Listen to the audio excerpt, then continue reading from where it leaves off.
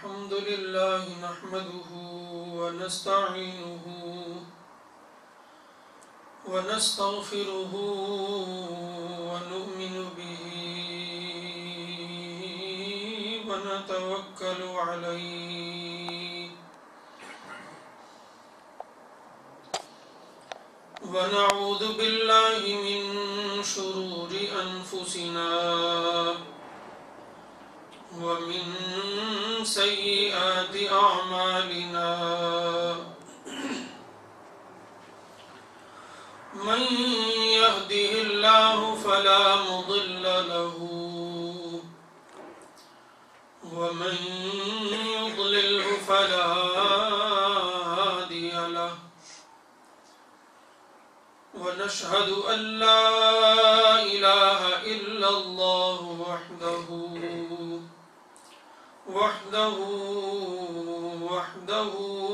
لا شريك له ونشهد أن سيدنا ومولانا وملجانا ومأوانا محمد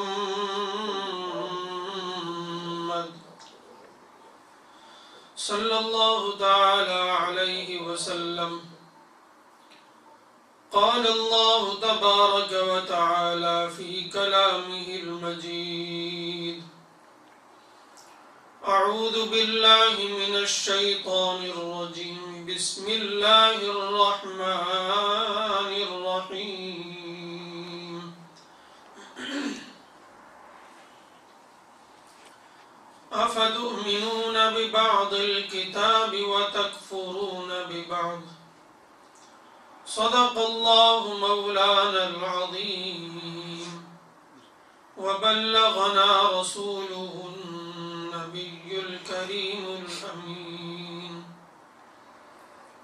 قال الله تبارك وتعالى في شان حبيبه مخبرا وآمرا إن الله وملائكته يصلون على النبي يا أيها الذين آمنوا صلوا عليه وسلموا تسليما الصلاة والسلام عليك يا رسول الله وعلى آلك وأصحابك يا حبيب الله الصلاة والسلام عليك يا رحمة للعالمين وعلى آلك وأصحابك يا شفيع المذنبين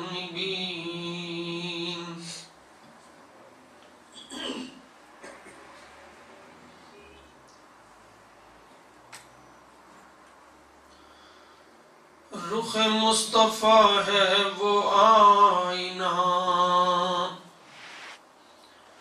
کہ اب ایسا دوسرا آئینہ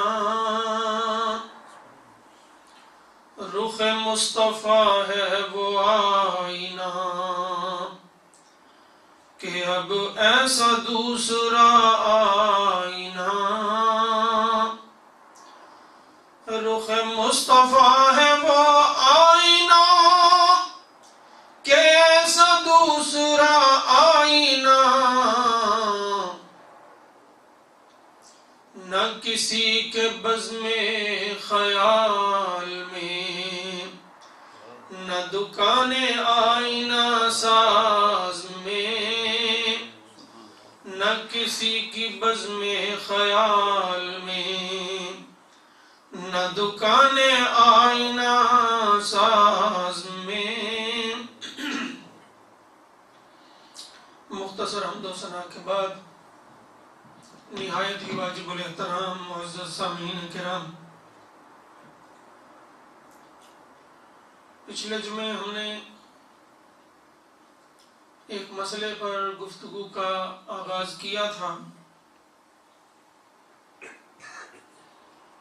اور اس مسئلے کو میں سمجھتا ہوں اس کی اہمیت کے پیش نظر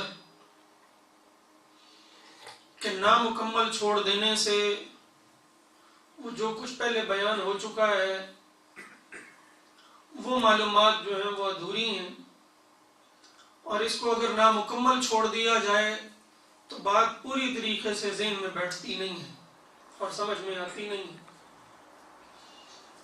اور شروع ہم نے جس مقصد کے لیے کیا تھا وہ مقصد پورا ہوتا نہیں ہے۔ مقصد یہ تھا کہ ہمارے اپنے گھر کے افراد کو، ہمارے بچوں کو کالجز اور یونیورسٹیز میں 1400 سالہ پرانے دین کو خام خواہ میں بدل کر اس کی تصویر اور اس کا حلیہ بدل کر پیش کیا جا رہا ہے، اور بچے ہیں، کچا ذہن ہوتا ہے، متاثر ہو جاتے ہیں، اور متاثر کرنے کا جو ان کا ڈھنگ ہے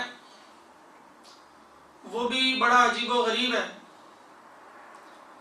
اور عجیب و غریب ہونے کے ساتھ ساتھ اس لیول اور ایج کے گروپ کے لیے اٹریکٹیو بھی ہے کہ فوری طور پر اس سے متاثر ہوتے ہیں اور فوری طور پر اس عقیدے کو، نئے عقیدے کو، نئے چال چلن کو جو ہے وہ اڈاپٹ کر لیتے ہیں، اور یہ بڑی خطرناک تحریک ہے، صرف یو کے میں ہی نہیں پوری دنیا میں اس وقت چل رہی ہے۔ آج کی نشست میں ہم اپنی اسی گفتگو کو آگے بڑھاتے ہوئے کوشش کریں گے کہ اسے پایہ تکمیل تک پہنچایا جائے، یا کم از کم اتنی باتیں بیان کر دی جائیں کہ بات جو ہے وہ پوری طریقے سے سمجھ میں آ جائے، اور اگر عام بندہ سننے والا کسی اور سے بات کرنا چاہے یا کسی غلط عقیدے والے کو دیکھے اور اس سے بات کرنے کی ضرورت پیش آ جائے تو یہ خالی ہاتھ اور خالی دامن نہ ہو بلکہ اس سے بات کر سکے۔ اللہ کریم سے دعا ہے مجھے حق بیان کرنے کی، اور ہم سب کو حق کو سننے، اسے قبول کرنے اور اس پر عمل کرنے کی توفیق عطا فرمائے۔ بات یہ چل رہی تھی کہ جو صفات اللہ نے اپنے لیے قرآن حکیم میں بیان کی ہیں، اگر وہی صفات بندے کے لیے بیان کر دی جائیں تو کیا یہ شرک ہو جاتا ہے؟ اللہ کے لیے رکوع کرنا اللہ نے نماز میں مقرر کیا ہے، سجدہ کرنا اللہ نے نماز میں مقرر کیا ہے، کیا بغیر نیت کو دیکھے ہوئے کسی کے محض کسی کے سامنے جھک جانے سے عبادت لازم آ جاتی ہے اور شرک لازم آ جاتا ہے، یا ان دونوں چیزوں میں کوئی فرق ہے؟ اور اللہ کریم کے ساتھ جو چیزیں ہم منسوب کرتے ہیں وہ چیزیں اگر کسی بندے کی طرف منسوب کرنے لگ جائیں تو کیا عقیدہ خراب ہو جاتا ہے، بندہ اسلام سے نکل جاتا ہے، یا اسلام میں رہتا ہے اور عقیدہ صحیح رہتا ہے؟ یہ جاننا خصوصاً ہمارے لیے انتہائی ضروری ہے، انتہا درجے کا ضروری ہے۔ اللہ نہ کرے کہ میری یہ بات سچ ہو کہ جس تیزی سے ہمارے ہاں باطل فرقوں کی تبلیغ بڑھتی جا رہی ہے اور ہماری نوجوان نسل ان سے متاثر ہو کر ان کی گود میں جا رہی ہے، ایسا نہ ہو کہ وہ وقت آئے کہ ہر گھر میں، ہر سنی گھر کے اندر ایک ایک سلفی، ایک ایک وہابی اور ایک ایک دیوبندی پیدا ہو جائے۔ اللہ نہ کرے ایسا دور ہے۔ لیکن میں آپ کو یہ ضرور بتاتا چلوں کہ صحیح مسلم میں کتاب الفتن کے اندر ایک حدیث پاک ہے، حضور سید عالم صلی اللہ تعالی علیہ وسلم نے اس طرح کے دور کے آنے کی پیشن گوئی فرمائی ہے کہ اس طرح کا دور آئے گا، کچھ لوگ میری امت میں فتنہ برپا کریں گے، اور آپ نے اس فتنے کو فتنہ عظیمہ فرمایا ہے کہ بہت بڑا فتنہ ہوگا۔ اللہ کریم آپ کو لے جائے حج پر، عمرے پر، وہاں جا کے آپ دیکھیں گے کہ یہ فتنہ کتنا پھیل چکا ہے۔ دبئی میں چلے جائیے، عرب امارات میں چلے جائیے، آپ دیکھیں گے کہ فتنہ کتنا پھیل چکا ہے، اور بے راہ روی کا دور ہے۔ ہر طرف لوگ صراط مستقیم سے ہٹنے کے لیے اور اترنے کے لیے پتہ نہیں کیوں بےتاب نظر آتے ہیں۔ وہ علماء جو صحیح مسائل، صحیح عقائد لوگوں میں عام کرنے اور راسخ کرنے کے ذمہ دار ہیں، ان کے لیے سرکار دو عالم صلی اللہ تعالی علیہ وسلم نے عوام کو ان سے اٹیچ رکھنے کے لیے فرمایا کہ تمہارے لیے بھلائی کے صرف اور صرف 3 راستے ہیں، یا تو خود طالب علم بن جاؤ، یا پھر علماء کی مجلسوں میں بیٹھا کرو، اور اگر یہ بھی نہیں کر سکتے تو علماء سے محبت ضرور رکھو۔ یہ تینوں کے تینوں راستے ختم ہوتے جا رہے ہیں۔ اس کا لازمی نتیجہ آپ خود سوچ سکتے ہیں کہ کیا نکلے گا۔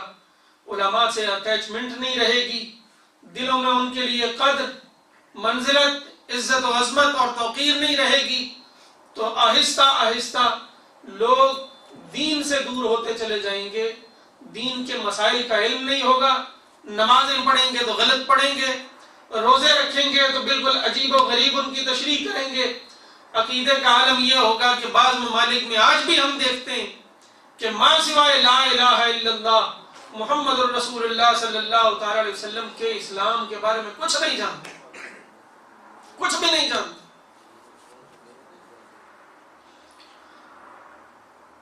تو یہ بہت ضروری ہے کہ دین اسلام اور بالخصوص اپنے عقیدے کو نہ صرف سمجھا جائے بلکہ اپنی اولادوں کی صحیح اسلامی عقیدے پر تربیت کی جائے۔ یہاں میں یہ بات بتاتا چلوں، مسئلے کی بات ہے، قیامت کے روز حدیث پاک میں آیا سب سے پہلا سوال نماز کے بارے میں ہوگا، سب سے پہلا سوال نماز کے بارے میں ہوگا، اور پھر دوسرا سوال مال کے بارے میں ہوگا، کہاں سے کمایا، کہاں خرچ کیا۔ حتیٰ کہ حدیث پاک میں آتا ہے کہ اللہ کریم کے سامنے ایک شہید کو لایا جائے گا جس کے بارے میں ہم سب جانتے ہیں اس کے سارے گناہ معاف ہوتے ہیں۔ شہید کو لایا جائے گا، اللہ کریم پوچھے گا تو نے دنیا میں میرے لیے کیا کیا ہے؟ شہید عرض کرے گا مولا تعالیٰ میں نے اپنی جان جو ہے وہ تیرے لیے وقف کر دی، تیری راہ میں کٹا دی۔ تو اللہ کریم فرمائے گا کہ تو نے جان اس لیے دی تاکہ لوگ تجھے بعد میں یاد کر کر کے تیرے اوپر نظمیں لکھیں، تیری تعریف کریں اور تجھے شہید کہیں۔ تو نے میری ذات اور میری رضا کے لیے یہ سارا کچھ نہیں کیا۔ اور اللہ کریم فرشتوں سے فرمائے گا اس کو اٹھا کے جہنم میں پھینک دو۔ شہادت صرف اس کی مقبول ہے جو میری رضا کے لیے اور میرے کلمے کو سر بلند کرنے کی نیت سے گھر سے نکلا ہے اور اسی نیت میں اس کی شہادت ہوئی ہے۔ اسی طریقے سے بہت سارے لوگوں کو بلایا جائے گا اور ہر ایک کو یہ کہہ کر جہنم میں ڈال دیا جائے گا کہ تیری نیت میری رضا کی نہیں تھی۔ لیکن آپ جانتے ہیں کہ نماز کے بارے میں یہ جو پہلا سوال ہونا ہے یہ ہوگا کس سے؟ یہ ہوگا اس شخص سے جس کا عقیدہ اللہ کریم کے نزدیک مقبول ہوگا، اس سے سوال ہوگا۔ سب سے پہلے عقیدہ ہے، اور یہ یاد رکھیے نمازیں اللہ کریم معاف فرما دے گا اگر وہ چاہے گا، روزے حج زکاتیں اللہ کریم معاف فرما دے گا اگر وہ چاہے گا، اور نہیں بھی چاہے گا عقیدہ درست ہوگا بندے کو جہنم میں ڈالے گا، اس کے سارے گناہ جب جڑ جائیں گے اس کو نکال کے جنت میں داخل فرمائے گا۔ یاد رکھیے کوئی مسلمان اور کوئی مومن ہمیشہ جہنم کے اندر نہیں رہے گا۔ لیکن اگر عقیدہ درست نہ ہو تو پھر سوال و جواب کی نوبت ہی نہیں آئے گی، پھر جنت کی نوبت ہی نہیں آئے گی، پھر سیدھا سیدھا جو ہے وہ سوال جواب کے بغیر پل صراط سے گزرنے کا حکم ہوگا، اور وہاں سے چلتے ہوئے برے عقیدے والے سارے کے سارے ویسے ہی جہنم رسید ہو جائیں گے۔ آپ کی توجہ ایک حدیث پاک کی طرف دلاؤں۔ حضور سید عالم صلی اللہ تعالی علیہ وسلم نے خبردار کیا ہے کہ دیکھو میرے بعد گمراہ نہ ہو جانا۔ بنی اسرائیل حضرت موسیٰ علیہ السلام اور حضرت عیسیٰ علیہ السلام کی امتیں بھی فرقوں میں بٹ گئی تھیں، اور ان امتوں میں 73 فرقے ہو گئے تھے۔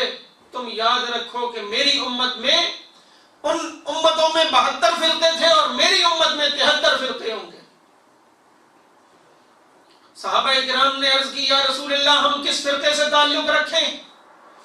آپ نے فرمایا کہ تم میری اور میرے صحابہ کرام کی سنت پر ثابت قدم رہنا اور ہمیشہ جماعت کے ساتھ رہنا، ہمیشہ جماعت کے ساتھ رہنا، جہاں زیادہ لوگ ہوں ان کے ساتھ رہنا، کیونکہ میری امت کے اکثر علماء ہمیشہ ثابت قدمی کے ساتھ صراط مستقیم پر رہیں گے، ان کے پیچھے چلنا، کبھی بھی گمراہ نہیں ہوگے، اور جو نئے نئے فرقے پیدا ہوں ان کی طرف نہ جانا۔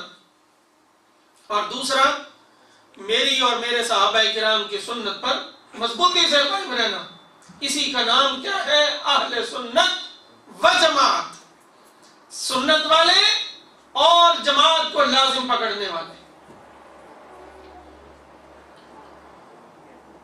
اب جب بات یہاں تک پہنچ گئی اور یہ بات سمجھ میں آ گئی کہ عقیدہ جو ہے وہ سب سے پہلے ہے، اور عقیدے کی درستگی جو ہے وہ اس قدر ضروری ہے کہ قیامت کے دن سب سے پہلا سوال اس شخص سے ہوگا جس کا عقیدہ درست ہوگا، اور جنت میں جانے کے چانسز اس شخص کے ہیں جس کا عقیدہ درست ہوگا۔ جس کا عقیدہ ہی غلط ہے اللہ کریم جو ہے وہ اسے پوچھے گا ہی۔ حضور سید عالم صلی اللہ تعالی علیہ وسلم نے فرمایا کہ ان 73 فرقوں میں سے ایک فرقہ جنتی ہوگا، باقی سارے جہنمی ہوں گے۔ جو حدیثیں میں پیش کروں گا ان کے حوالے دکھانے کا میں ذمہ دار ہوں، میں حوالے دکھاؤں گا، ہوائی باتیں نہیں ہوں گی انشاءاللہ، یا قرآن سے یا حدیث پاک سے۔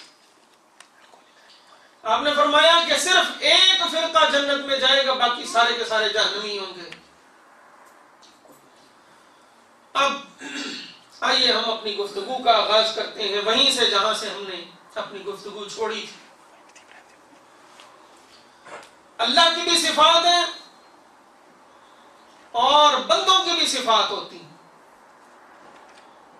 یہ جو ہم 99 نام پڑھتے ہیں اللہ کریم کے، رسول اللہ صلی اللہ علیہ وسلم کے اللہ 99 نام پڑھتے ہیں، یہ ان کی صفات ہیں۔ بندہ بھی عالم ہوتا ہے اور اللہ بھی عالم ہے۔ اللہ کریم نے قرآن حکیم میں کئی جگہ فرمایا عالم الغیب فلا یظہر علی غیبہ احدا۔ عالم الغیب، اللہ بھی عالم ہے، بندہ بھی عالم ہے۔ آپ کہتے ہیں نا علماء دین کو یہ عالم دین ہے، یہ عالم ہے، تو بندہ بھی عالم ہے، اللہ بھی عالم ہے۔ انسان خبریں رکھتا ہے، خبریں کلیکٹ کرتا ہے، عربی میں اسے خبیر کہتے ہیں۔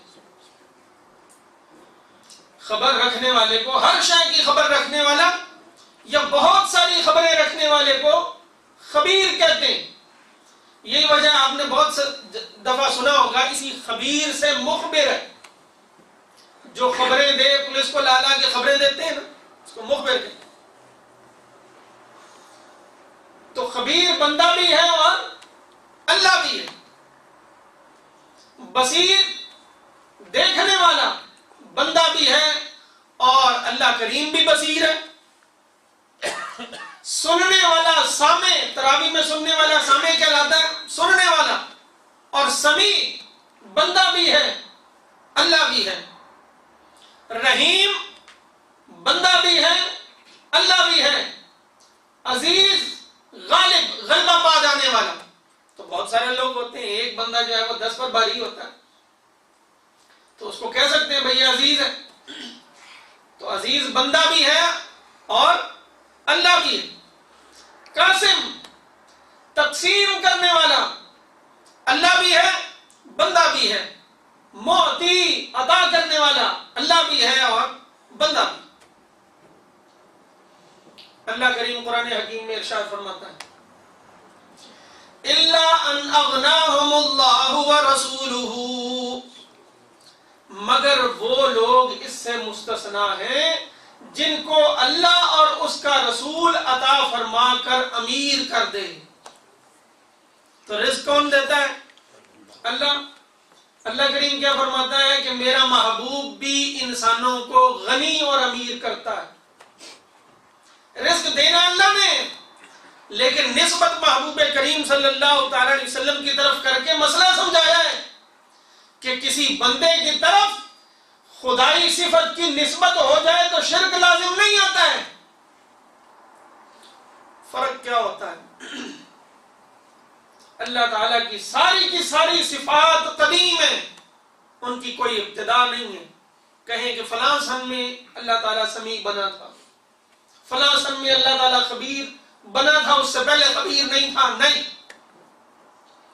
اللہ تعالیٰ کی صفات کی، اللہ کی ذات کی کوئی ابتدا نہیں ہے، اور بندے کی صفات کی کوئی نہ کوئی ابتدا. اللہ تعالیٰ کی صفات کی کوئی انتہا نہیں ہے، ہمیشہ کے لیے سمیع و بصیر ہے. اور بندے کی صفات کی انتہا ہے، ہمیشہ کے لیے سمیع و بصیر نہیں ہے. اللہ ہر وقت سنتا ہے، بندہ ہر وقت نہیں سنتا ہے، بلکہ بندہ محتاج ہے جب اللہ اسے سنوائے تو سنے اور جب نہ سنوائے تو نہ سنے. آئیے میں آپ کی توجہ دلاتا ہوں سورہ یوسف کی طرف. اللہ کریم نے اس سورت کو احسن القصص فرمایا کہ قرآن حکیم میں جتنے قصے بیان ہوئے ہیں ان میں سب سے بہترین قصہ حضرت یوسف علیہ السلام کا، اور سب سے زیادہ تفصیلی بھی اللہ کریم نے اسی کو بیان فرمایا. حضرت یوسف علیہ السلام نے بچپن میں ایک خواب دیکھا اور اپنے والد گرامی کو بتایا کہ میں نے ایک خواب دیکھا. فرماتے ہیں انی رأیت 11 کوكبا والشمس والقمر رأیتهم لی ساجدین، کہ میں نے 11 ستاروں کو اور ایک سورج اور ایک چاند کو اپنے آگے سجدہ کرتے ہوئے دیکھا. حضرت یعقوب علیہ السلام اپنے پیارے بیٹے کو نصیحت کیا کر رہے ہیں؟ فرمایا کہ یہ خواب کسی کو سنانا نہیں، مجھے گمان ہے کہ تیرے بھائی تجھ سے حسد کریں گے اور تجھے نقصان پہنچانے کی کوشش کریں گے. جو شریکہ ہوتا ہے برداشت نہیں ہوتا کہ لو بھائی سورج چاند اور ستارے اس کو سجدہ کر رہے ہیں، یہ ہم سے بڑھ گیا. اور نگاہ نبوت دیکھ رہی تھی کہ میرا یہ بیٹا جو ہے وہ نبی ہے، نبی پیدا ہوا ہے اور اعلان نبوت کا اسے حکم ہوگا. حضرت یعقوب علیہ السلام فرما رہے ہیں کسی کو بتانا نہیں، اور حضرت یعقوب علیہ السلام کی بیوی دیوار کے پیچھے سے یہ ساری کاروائی سن رہی.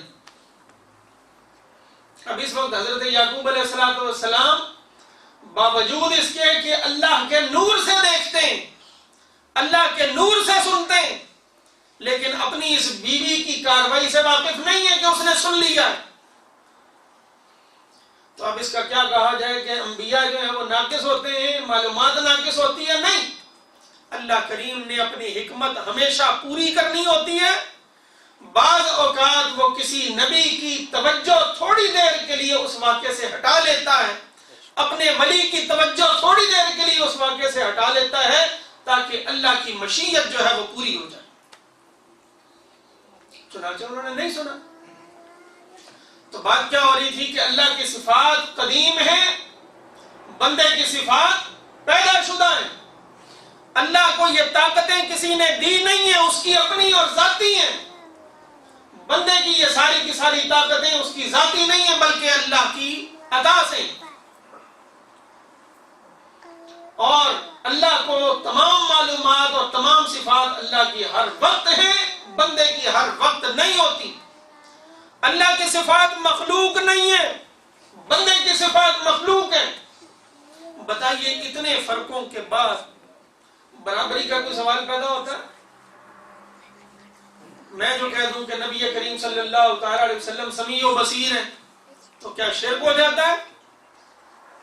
شرک کیسے ہوگا؟ کیونکہ میں جانتا ہوں کہ اللہ نے سمیع و بصیر اپنے محبوب کو بنایا ہے، اور اللہ سمیع و بصیر بغیر کسی کی عطا کرنے کے از خود ہے۔ تو یہ بنیادی فرق ہے۔ اب مغالطہ آرائی کہاں ہوتی ہے؟ تھوڑا سا فرق سمجھیے۔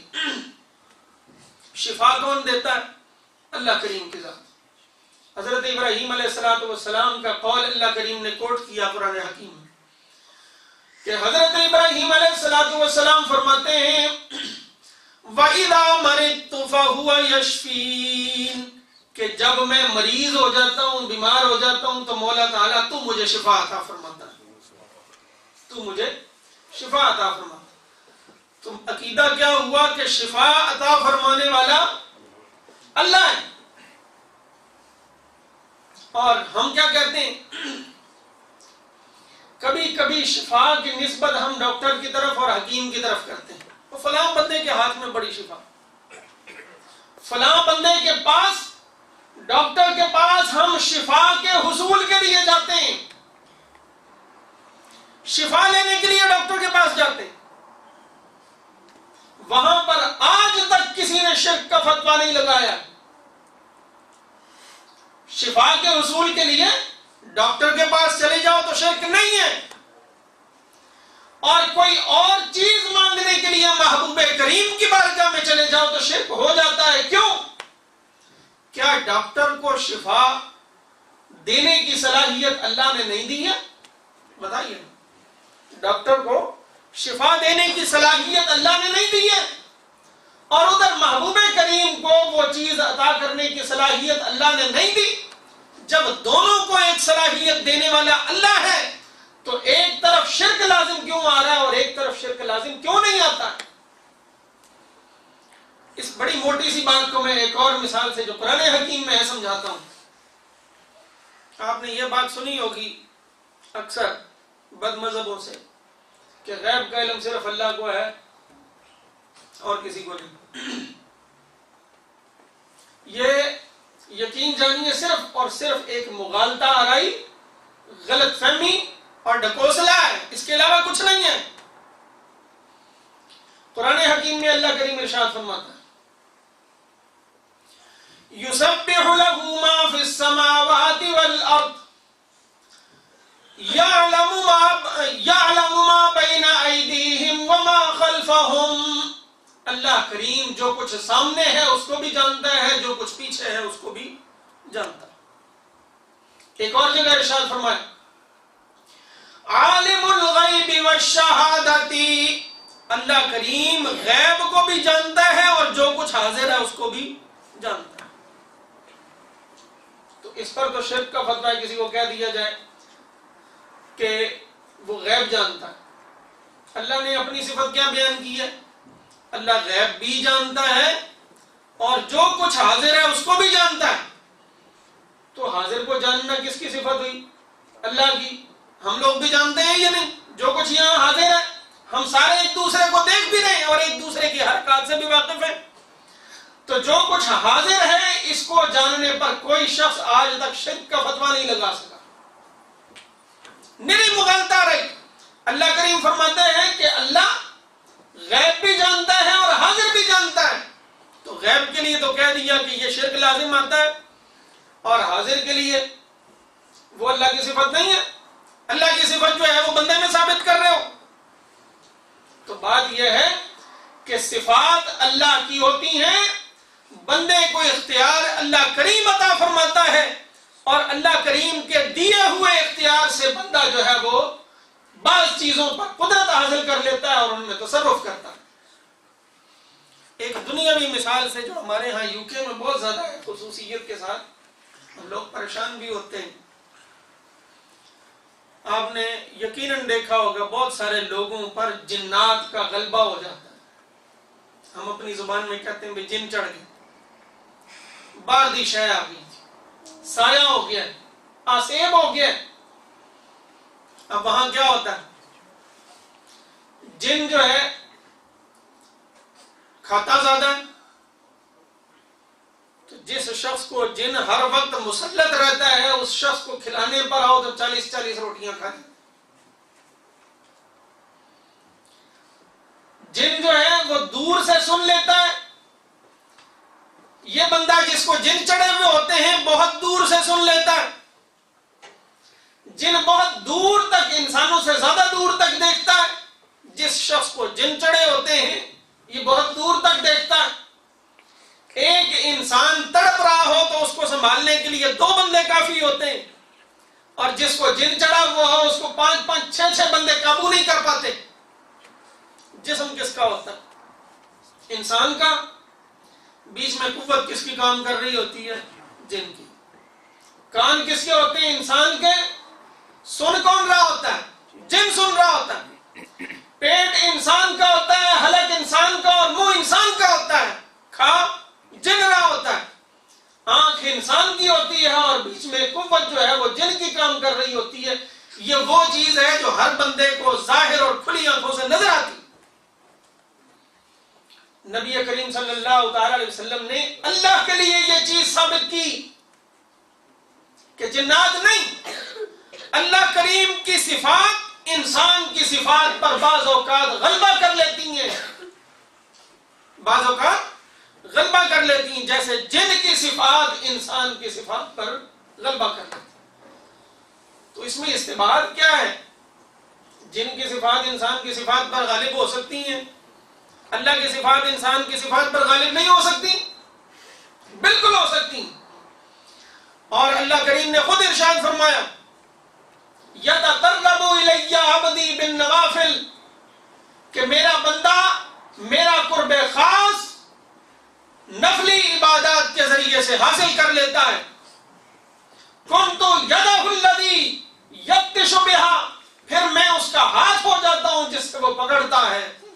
کنت رجلہ الذی یمشی بہا, پھر میں اس کا پاؤں ہو جاتا ہوں جس سے وہ چلتا ہے. کنت عینہ الذی یبصر بہا, میں اس کی آنکھ بن جاتا ہوں جس سے وہ دیکھتا ہے. کنت سمعہ الذی یسمع بہا, میں اس کے کان بن جاتا ہوں جن سے وہ سنتا ہے. اور ایک روایت میں ہے کنت لسانہ الذی یتکلم بہ, میں اس کی زبان بن جاتا ہوں جس سے وہ بولتا ہے. تو اس کا کیا مطلب ہے؟ کیا اللہ کریم کی ذات خود کان بن جاتی؟ کیا اللہ کریم کی ذات جو ہے وہ خود زبان بن جاتی ہے؟ کیا اللہ کریم کی ذات جو ہے وہ اس کے ہاتھ میں کنورٹ ہو جاتا ہے؟ ایسا نہیں ہے. بلکہ انسان کی صفات پر خدائی صفات کا غلبہ ہو جاتا ہے. پھر یہ منہ سے جو بات نکالتا ہے, زبان اس کی ہلتی ہے, منہ اس کا ہوتا ہے, لیکن بولتا خدا ہے. پکڑتا بظاہر نظر یہ آتا ہے کہ ہاتھ اس نے بڑھایا ہے, لیکن قوت اس میں اللہ کی کام کر رہی ہوتی ہے.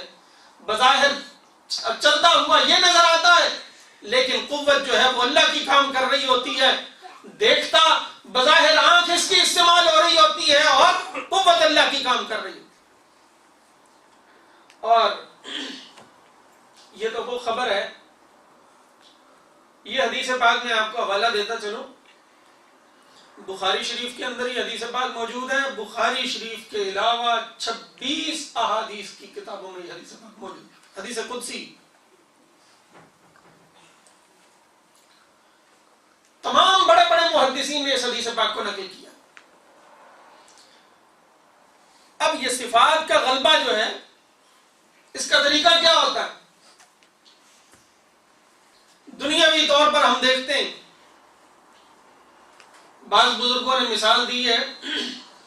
ایک وہ مثال پیش کرتا ہوں, اور آخر میں مولانا روم علیہ الرحمہ کی ایک مثال جو ہے وہ پیش کرتا ہوں, اور پھر گفتگو ہم ختم کرتے ہیں. بزرگوں نے کہا کہ آگ کا کام جلانا ہوتا ہے, صفت ہے، جہاں لگاؤ گے جلائے گی۔ اور دوسری صفت اس کی کیا ہے کہ آگ اپنی نیچرل کنڈیشن کے اندر لال ہوتی ہے، لال ہوتی ہے، اس کے اندر جو چیز بھی ڈال دو فوری طور پر سرخ ہو جاتی ہے، اور جو چیز اس کے اندر ڈلی ہوئی ہے اس کو ہاتھ لگاؤ تو اس کے اندر جلانے کی صفت آ جاتی ہے۔ لوہے کو آگ کے اندر رکھو تو کیا ہوتا ہے؟ گرم ہوتا ہے، گرم ہوتا ہے، آہستہ آہستہ۔ لوہے کی یہ صفت نہیں ہے کہ وہ جلائے، لیکن لوہے کے اندر جلانے کی صفت پیدا ہو جاتی ہے۔ لوہے کا اپنا رنگ کالا ہے، لیکن لوہا آگ کے اندر پڑا رہے تو سرخ ہو جاتا۔ تو وہاں کیا ہوا ہے؟ لوہا آگ بن گیا؟ یا یہاں جو ہے نبی معاذ اللہ خدا بن گیا؟ نہیں، بالکل اسی طرح مثال ہے۔ لوہا آگ نہیں بنا ہے، بلکہ لوہے نے اپنی صفات ختم کر کے اپنے اوپر آگ کی صفات جو ہیں وہ طاری کر لی ہیں۔ تھوڑی دیر کے لیے آگ کی صفات جو ہے وہ لوہے کی صفات پر غالب ہو گئی ہیں۔ اسی طریقے سے یوں ہوتا ہے کہ جو شخص مسلسل نیکی کرتا رہتا ہے، مسلسل سیدھے راستے پر چلتا رہتا ہے، گناہوں سے بچتا رہتا ہے۔ علامہ نووی نے حدیث پاک نقل کی ہے، سرکار دو عالم صلی اللہ علیہ وسلم نے ارشاد فرمایا کہ جو نیکی کے راستے پر چلتا ہے اس کے دل کے اوپر ایک سفید نقطہ پیدا کر دیا جاتا ہے، پھر وہ گناہ سے بچتے ہوئے اسی راستے پر مسلسل چلتا رہتا ہے، تو ایک وقت آتا ہے وہ نقطہ بڑھتے بڑھتے پورے دل کو اپنے احاطے میں لے لیتا ہے۔ پھر وہ سفید نقطہ ہوتا کیا ہے؟ اللہ کا نور ہے۔ اللہ کے نور نے اس کے دل کو کور کر لیا ہے۔ اب اس کے بعد انسان کی کیفیت یہ ہوتی ہے، وہ دیکھتا ہے تو اللہ کی قوت سے، وہ بولتا ہے تو اللہ کی قوت سے، وہ سنتا ہے تو اللہ کی قوت سے، اور پھر شیطان کی پہنچ وہاں تک نہیں رہتی، شیطان کوئی وسوسہ اس دل میں ڈال نہیں سکتا، وہ مکمل طور پر اللہ کی نورانیت کے اندر جو ہے وہ محفوظ ہو جاتا ہے۔ تو جس طریقے سے آگ نے لوہے کی صفات پر غلبہ کیا ہے، بہن ہی یہاں پر بندے کی صفات پر اللہ کی صفات کا غلبہ ہوا ہے۔ یاد رکھیے، بندہ خدا نہیں بنا ہے، بندہ خدا نہیں بنا۔ قرآن حکیم کی ایک اور مثال، سورہ طٰہٰ 16واں پارہ، حضرت موسیٰ علیہ السلام اپنی بیوی کے ساتھ واپس وطن تشریف لا رہے ہیں، حضرت شعیب علیہ السلام سے ہو کر راستے میں ایک جگہ آگ نظر آتی ہے، فرماتے ہیں تو بیٹھ، سردی ہے، میں ذرا آگ کا بندوبست کر کے آتا ہوں۔ آگ کے قریب جاتے ہیں تو اس آگ دیکھا کہ آگ جو ہے وہ ایک درخت میں سے نکل رہی ہے۔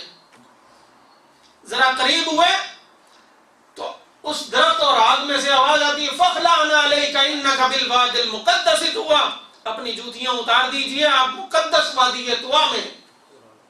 پھر اور قریب ہوئے تو وہی آگ، وہی درخت صدا دے رہا ہے، انا ربکم الاعلی، میں تمہارا بلند اور پاک پروردگار ہوں۔ کیا ہوا؟ درخت خدا ہو گیا۔ پورا عالم اسلام جو ہے وہ اس بات پر متفق ہے، قرآن نے بیان کر دیا کہ اس میں سے خدا بولا تھا یا درخت بولا تھا؟ خدا نے کلام کیا نا حضرت موسیٰ علیہ السلام سے۔ تو کیا کہا جائے کہ جو یہ عقیدہ رکھے کہ درخت میں سے خدا بولتا ہے وہ مشرک ہو جاتا ہے، تو پھر تو سارا عالم اسلام مشرک ہو گیا، اور قرآن حکیم سے اس آیت کریمہ کو نکالنا پڑے گا معاذ اللہ۔ تو ایسا نہیں ہے، پتہ چلا کہ یہ عقیدہ غلط ہے، قرآن پاک کا دیا ہوا عقیدہ بالکل درست۔ تو اس درخت کے اوپر اللہ کریم نے تجلی فرمائی، اللہ کی صفت کا اس پر غلبہ ہوا، درخت کی صفت ختم ہو گئی، اور اس غلبے کے ساتھ اصل میں کلام جو ہے وہ اللہ کا ہوا۔ بولا اللہ انا ربکم الاعلی، اے موسیٰ میں تیرا پاک پروردگار ہوں۔ موسیٰ علیہ السلام کہاں سے آ رہے تھے پتہ ہے؟ 12 سال حضرت شعیب کی خدمت کر کے پھر آ حضرت شعیب کی خدمت میں رہ کر حضرت شعیب علیہ السلام نے سکھایا تھا سارا کچھ، اور اللہ کریم نے نبوت عطا فرمائی تھی۔ ان کو شرک کا مطلب نہیں معلوم تھا، فوراً کہتے لا حول ولا قوت الا باللہ، یہ تو میرا شرک ہے، میں درخت کو خدا سمجھ لوں؟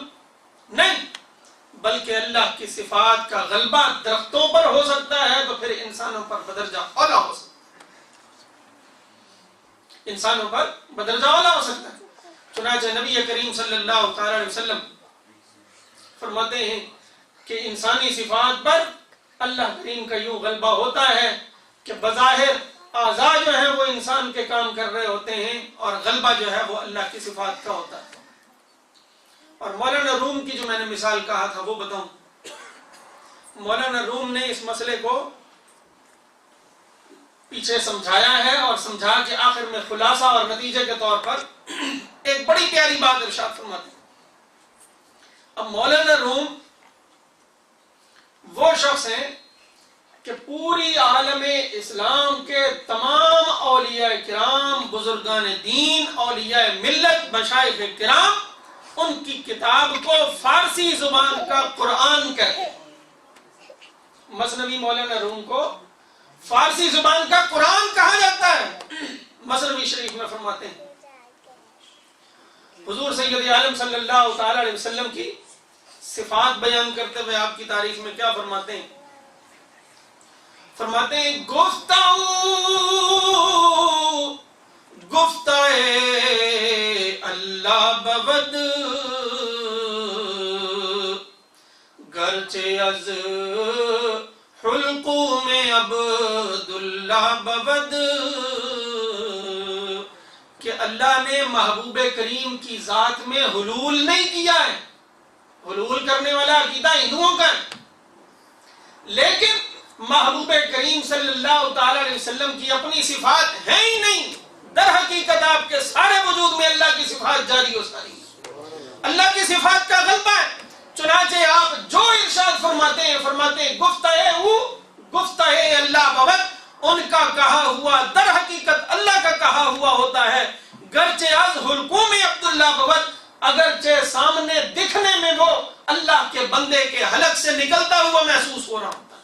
اللہ تعالی ہم سب کو توفیق عمل عطا فرمائے اور عقیدہ اہل سنت و جماعت پر ثابت قدمی کے ساتھ قائم و دائم رہنے کی توفیق عطا فرمائے۔ وما توفیقی الا باللہ۔